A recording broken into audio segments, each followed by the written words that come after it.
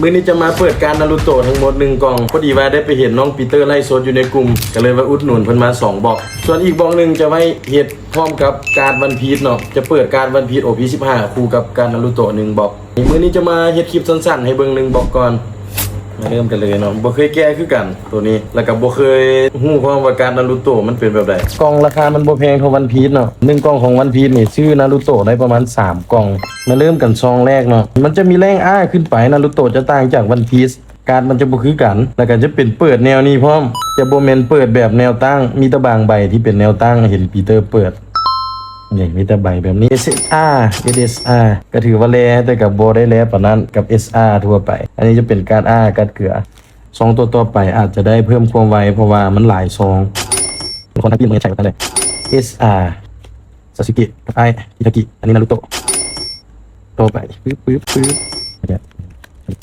เห็นการ SR กาอีกแล้วปึ๊บซึนาเดะล็อกลีว่ะล็อกลีกับเนจิอันนี้ B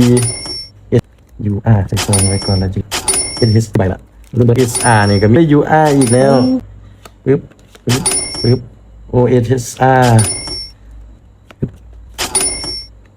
S R อีกแล้ว เอเดนก็เสียตัง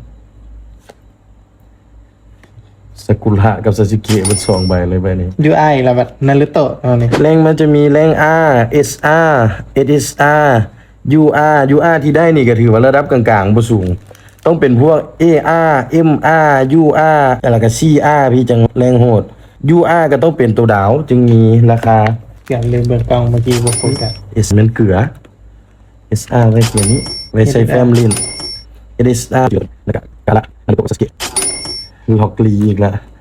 SR ทั่วไปนารุโตะก็จะใช้น้ำมันเป็นนาสึเกะระยะเนาะได้ SR กินระยะ มันออกแล้ว ประกาศเลย SR ยุคนึงกระชิบไปตัวสุกสกิลตอนแรกซิลเลตแล้วมีกับอันนั้นอีกแล้วเดี๋ยวผมจะให้สุดท้ายสกิล เอได้แล้ว บริโภคเอาบริโภควิ่งไปนี่ลงไปปึ๊บเฮ้ย SR ทั่วไป